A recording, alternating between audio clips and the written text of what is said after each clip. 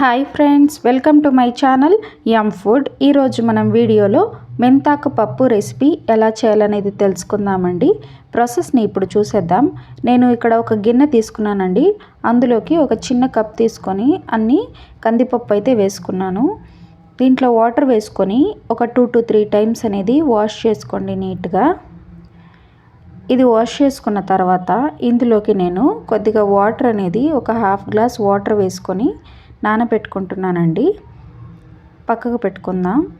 ఇప్పుడు స్టవ్ మీద ఒక కుక్కర్ పెట్టుకోండి. అందులోకి నేను ఒక 2 టేబుల్ స్పూన్ అంత ఆయిల్ అయితే వేసుకుంటున్నాను. ఆయిల్ వేడైన తర్వాత కొద్దిగా జీలకర్ర, కొద్దిగా ఆవాలు, తర్వాత కట్ చేసుకున్న ఆనియన్ పీసెస్ అయితే వేసుకోండి. ఇవి వేసుకున్న తర్వాత నేను ఒకటైతే టమాటో కట్ చేసి పెట్టుకున్నాను, దాన్ని కూడా యాడ్ చేస్తున్నానండి.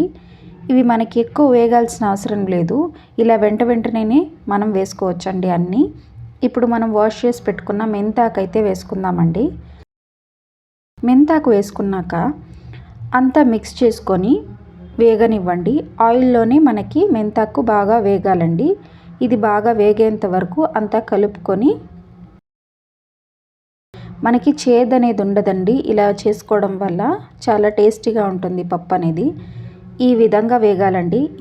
ఇంత వేగేంత వరకు ఈ విధంగా మనకి ఫ్రై అవ్వాలి మెంతాకు అనేది. ఇప్పుడు మనం ఇందులోకి నానబెట్టుకున్న కందిపప్పు అయితే వేసుకుందామండి. ఇది వేసుకున్నాక తర్వాత ఒక 4-5 పచ్చిమిర్చి కట్ చేసేలా వేసుకోండి. చింతపండు పులుసు కొద్దిగా యాడ్ చేస్తున్నానండి. తర్వాత కొద్దిగా పసుపు, తగినంత సాల్ట్ అయితే వేస్తున్నాను, ఎంత కావాలో చూసి అంత. తర్వాత మనం కొద్దిగా వాటర్ అనేది వేసుకొని పప్పు ఉడకడానికి మూత పెట్టుకొని ఉడికించుకోవాలండి. మనం వాటర్ అనేది ఎక్కువ వేసుకోకూడదండి.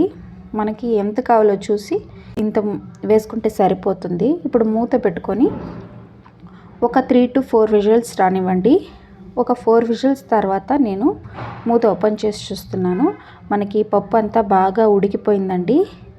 ఇప్పుడు ఈ పప్పుని బాగా మెదుపుకుందాం. మనం బాగా మెత్తగా అయ్యేంత వరకు మెదుపుకోండి. ఈ విధంగా మెదుపుకోండి బాగా మెత్తగా అయ్యేంత వరకు. ఇక్కడ నేను తాలింపు ఏమి ఇంకొకసారి పెట్టట్లేదండి. మనం ఫస్ట్లోనే ఆయిల్ అంతా వేసుకున్నాం కదా, అదే సరిపోతుంది. మీకు కావాలంటే ఇంకొకసారి తాలింపు అనేది వేసుకోండి. ఇప్పుడు నేనైతే ఒక హాఫ్ గ్లాస్ అంతా వాటర్ అనేది వేసుకొని మరగనివ్వండి పప్పుని. తర్వాత స్టవ్ ఆఫ్ చేసి సర్వ్ చేసుకుంటే ఎంతో టేస్టీగా ఉంటే మెంతాకు పప్పు అయితే రెడీ అయిపోయిందండి.